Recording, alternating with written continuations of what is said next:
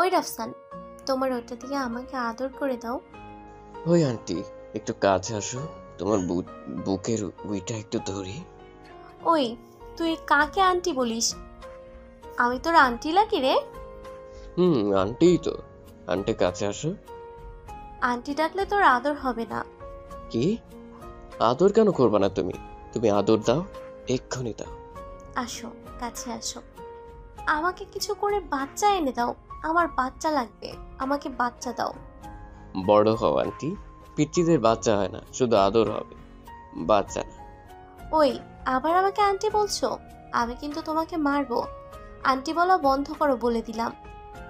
আর আমি পিচ্ছি না, আমি বড় হয়ে গিয়েছি। পিচ্ছি হলে কি পালাতে পারতাম?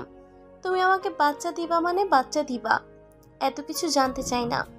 আচ্ছা, দেবো বাচ্চা। কাছে আসো আন্টি। যা সর, বাচ্চা লাগবে না। বারবার আমাকে আন্টি ডাকিস, তোকে মেরে তক্তা বানাবো ফাজিল। একদমই কাছে আসবি না আমার।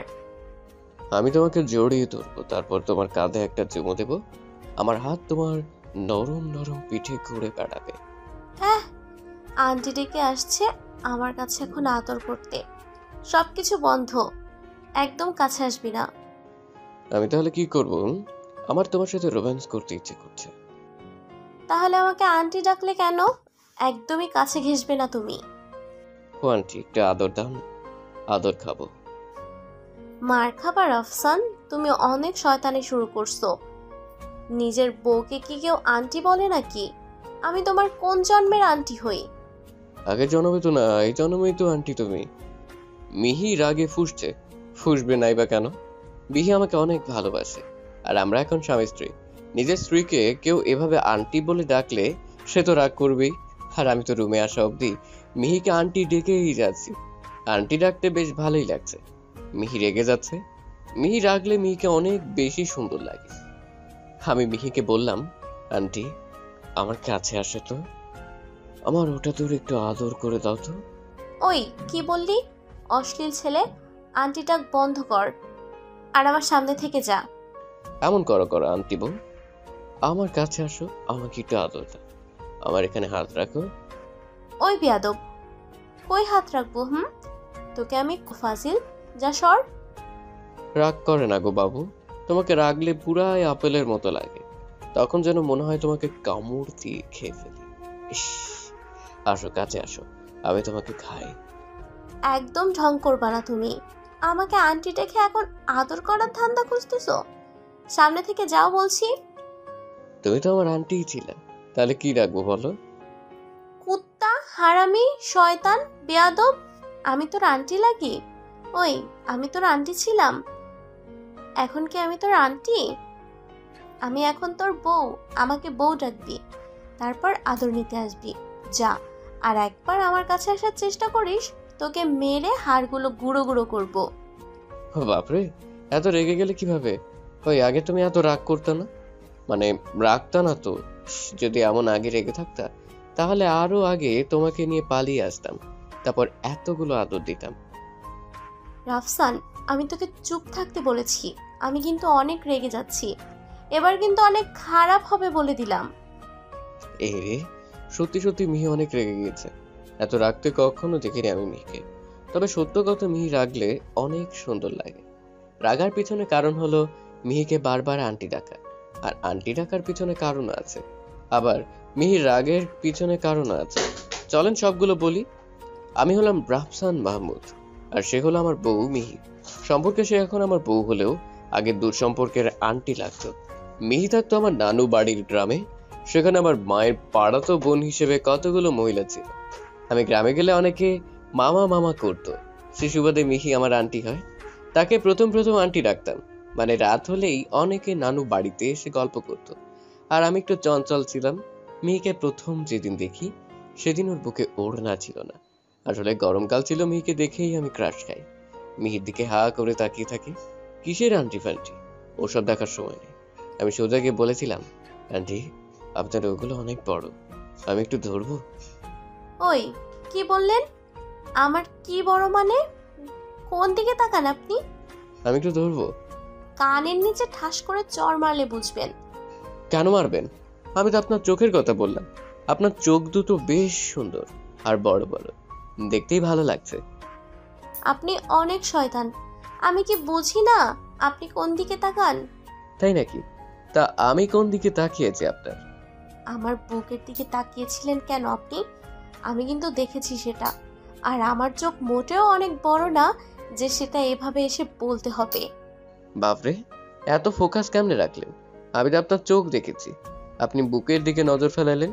আচ্ছা, যখন বললেন বুকের কথা, তাইলে একটু দেখি আচরণ তো। সাহস কত আপনার? একটা মেয়েকে এসে এসব কথা বলছেন? লজ্জা করে না? ভয়ও কি করে না? আপনার সাহস দেখে অবাক হচ্ছি। কি আপনার বুকে হাত দিয়েছি? কথাটা বলার সাথে সাথে মিহি একটা চড় দিতে যায়। আমি সেখান থেকে দৌড়ে চলে আসি তার আগে। এরপর থেকে মিহির সাথে আমার বেশ দুষ্টু মিষ্টি কথা হয়। তারপর দুজনে ফোন নাম্বার আদান প্রদান করি। তারপর দুজনে ফোনে সব সময় কথা বলতাম। একটা সময় আমরা একে অপরের প্রেমে পড়ি, ভালোবেসে ফেলি। এভাবে ভালোই চলছিল আমাদের রিলেশন।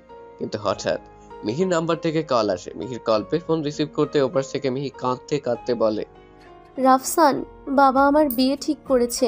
আমি তোমাকে ছাড়া বাঁচবো না। আমাকে তুমি নিয়ে চলো এখান থেকে। তুমি যদি আমাকে বিয়ে না করো তাহলে আমি সুইসাইড করব বলে দিলাম। চিন্তা করো না জান, আমি আসছি, তোমাকে নিয়েই আসবো। তোমাকে ভালোবাসি তো, তোমাকে ছাড়া কিভাবে থাকবো, কোনো চিন্তা নাই। আমাকে কল দিবা না, আমি তোমাকে কল দিব। আর দ্রুত আসবা, আমরা পালাবো। তোমাকে না পেলে সবকিছু নষ্ট করে দেব বলে দিলাম। বললাম তো আমার তুমি হবে। এত ভাবছো কেন? বিয়ে ঠিক হয়েছে, বিয়ে তো আর হয়ে যাচ্ছে না, তাই না? তাহলে ভাবনা চিন্তা বাদ দিয়ে আসো, প্রেম করি। তোমার এই অবস্থায় প্রেম করতে মন চাচ্ছে ফাজিল। এদিকে আমি মরছি টেনশনে। তারপর একদিন মিহিকে নিয়ে পালিয়ে আসি, তারপর আমরা বিয়ে করি। আর বিয়ের পর তো মিহিকে মজা করে আন্টি ডেকেই যাচ্ছি, এজন্য মিহি আমার উপর রেগে আগুন। বিয়ে করা বউকে আন্টি ডাকলে যে কেউ রাগ করবে, কিন্তু রাগলে মিহিকে অনেক সুন্দর লাগে। বউ, ও বউ, সরি তো। আসো একটু কাছে, আসো। তোমাকে খুব আদর করতে ইচ্ছে করছে, আসো একটু আদর দেই। এখন কেন বউ ডাকছো? আমি না তোমার আন্টি হই? আজ থেকে তুমি আমার মামা। হেই, না না, আমাকে মামা ডাকবা কেন? আমি তো তোমার বর। ইস, বউটা আমার কি সব বলে। ও বউ, একটু আদর দাও, দাও না। আদর কি জিনিস মামা? আমি তো পারি না মামা। কিভাবে আদর দেয় মামা? ওই, আমি তোমার মামা হই? সাহস কত বড়, বরকে মামা ডাকে? লজ্জা করে না তোমার? মামা হই কোন জন্মে তোমার? যে জন্মে আমি আপনার আন্টি ছিলাম সে জন্মে আপনি আমার মামাই তো। মামা, আপনি আমার কাছে আসবেন না। আমার সবকিছু আমার বরের জন্য। আমি তাহলে তোমার কি হই? আর কয়টা বর আছে তোমার? মার খাবা তুমি। রাগ লাগছে অনেক। মিহি এখন প্রতিশোধ নিচ্ছে, ভাবছিলাম রাগ করব না, কিন্তু মিহির মামা ডাক এতটাই বেশি হয়ে যাচ্ছে যে আর সহ্যই হচ্ছে না আমার। আমি মিহির দিকে রাগের দৃষ্টিতে তাকিয়ে রইলাম। মিহি মুচকি হাসতে থাকে। কি শয়তান মেরে, বরকে কেউ মামা ডাকে? মন চাচ্ছে ঠাস করে একটা চড় দেই। এখন বুঝলাম মিহিকে আন্টি ডাকার পর সে কেন রাগ করেছিল। ইস, বরটা আমার কত রাগ করেছে। আসো বর, আমার কাছে আসো। রাগ করো না, অনেক আদর করবো তোমাকে। লাগবে না তো, যাও তুমি মামা নিয়ে থাকো। আমি তো তোমার বর না, তাই না? মামা তো। মামাকে কাছে ডাকছো কেন? ওরে বাবারে, কি রাগ! এত রাগ কোথা থেকে আসলো গো? আসো, তোমার ওটা ধরে আদর করে দেই। কোনটা ধরবা? ওই যে, যেটা দিয়ে তুমি আমাকে আদর করবে, অনেক সুখ দিবে, ওটা দাও। আমার সবকিছু তো তোমার জান, আসছি তোমার কাছে। আমি মিহির কাছে আসলাম, মিহির গা থেকে শাড়িটা নামিয়ে নি। মেয়ে আমার দিকে তাকিয়ে আছে। মেয়েকে এক ঝটকায় নিজের কাছে টেনে নিলাম। মিহি আমার বুকে এসে পড়লো। আমি মিহির কোমর জড়িয়ে ধরলাম। মিহির ঠোঁটের কাছে নিজের ঠোঁট এগিয়ে এনে মিহির ঠোঁটের সাথে ঠোঁট মিশালাম। মিহি নিজেকে অভিনয় সুরে আমার থেকে ছাড়াতে চেষ্টা করতে থাকে, কিন্তু আমি নাছোড় বান্দা। আমি মিহিকে ছাড়বো কেন? মিহিকে এখন আদর করার মুডে আছি। মিহির ঠোঁট আমার ঠোঁটের সাথে এক করে ইচ্ছে মতো খেতে থাকলাম। মিহির ঠোঁট ছেড়ে দিলাম, সে হাঁপাচ্ছে। আমি মিহিকে আরো শক্ত করে জড়িয়ে ধরলাম। মিহি বলল, আমাকে আরো আদর করো বর। আমাকে আদর করতে করতে একদম শেষ করে ফেলাও। তোমার কোথায় কোথায় আদর করবো গো? তোমাকে আমার সবটা আদর দিয়ে ভরিয়ে দেবো। আমার বুকে হাত দাও, আস্তে আস্তে। অনেক জোরে দিবা না বলে দিলাম। না হলে অনেক ব্যথা পাবো। আচ্ছা আসতেই দিব। তুমি অনেক সুন্দর। তোমার ঠোঁট এত মিষ্টি কেন? ঠোঁট কিভাবে মিষ্টি হয়? ঠোঁটের কি কোনো স্বাদ আছে? আছে তো। না হলে আমি কেন মিষ্টি অনুভব করলাম? তোমার সবকিছুই কেমন মিষ্টি। না, আমার কিছুই মিষ্টি না। তুমি উত্তেজনায় বলছো। তার মানে তোমার একটুও ভালো লাগেনি আমার চুমু? হ্যাঁ লাগছে তো, এজন্যই বললাম আমার সবখানে আদর করতে। আগে বুকে হাত দাও। দিলাম। আহ, এত জোরে চাপ দিলে কেন? আমার লাগছে তো, হাত দিতে বলছি, জোরে চাপ দিলে কেন? আচ্ছা সরি। আমি মিহির দিকে তাকিয়ে আছি, মিহির লজ্জায় বেশ লাল হয়ে গেছে। তবে মিহির চোখে মুখে উত্তেজনার বিশাল ছাপ লেগে আছে। মিহি যেন আমাকে কাছে পাওয়ার জন্য মরিয়া। আমি মিহির দিকে তাকিয়ে থেকে মিহির গা থেকে জামাটা খুলে লাগলাম। ওই, তুমি আমার ব্লাউজ খুলছো কেন? বারে আদর করবো না? মাঝখানে কাপড়টা থাকলে কি আর আদর করা যায় নাকি? তাই তো সব খুলে ফেলছি। না না, ব্লাউজ খুলো না, আমার খুব লজ্জা করছে। লজ্জা? সে কি? তোমার আবার কিসের লজ্জা? আমি না তোমার বড় হই? বরের সামনে কেউ লজ্জা পায় নাকি? আচ্ছা রাম। আরে আমার সত্যি লজ্জা করছে, তুমি আমার জামা খুলো না, আমি থাকতে পারবো না। লজ্জা পেলে আমার বুকে মুখ লাগাবা, কিন্তু জামা না খুলে তোমাকে ঠিক মতো দেখবো কিভাবে? তাহলে ঘরের সব লাইট অফ করো, অন্ধকার থাকুক, যা খুশি করো তুমি। এটা কোনো কথা? অন্ধকারে দেখার থেকে এখন যেভাবে আছো সেভাবেই দেখাটা অনেক সুন্দর। অন্ধকারে কিভাবে দেখবো আমি? অন্ধকারে দেখতে হয়, হাত দিয়ে দেখবা। হাত দিয়ে কিভাবে দেখে? সেটা তো অনুভব করে, দেখা যায় নাকি? আমি কথাটা বলে মিহির বুকের উপর থেকে সবগুলো কাপড় খুলে দিলাম। মিহির তাড়াতাড়ি নিজের চোখে মুখে হাত দিয়ে রেখেছে। আমি মিহির বুকে হাত দিয়ে রাখছি। আস্তে আস্তে মিহির বুকের দিকে এগিয়ে গেলাম। তারপর বুকের উপরে চুমু খেতে থাকি। মিহি আমাকে জড়িয়ে ধরলো।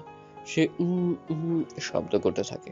মিহি বলে, রাফসান, আমি পারছি না, আমাকে অনেক আদর করো। আমি তো আদর করছি, আর কি করব? আমি তোমাকে আদর করতে বললাম, আর যা ইচ্ছা করো, তোমার ওটা দিয়ে আমাকে আদর করো। আচ্ছা সবকিছু দিয়ে তোমাকে আদর করছি। আমি মিহিকে জড়িয়ে ধরলাম। তারপর আমরা একে অপরের প্রতি ভালোবাসা বিলিয়ে দিতে ব্যস্ত হলাম। মিহি শব্দ করতে থাকে। আমিও মিহিকে আদর করতে থাকি অনেক। তারপর এভাবেই রোম্যান্স করতে করতে রাত শেষ হয়।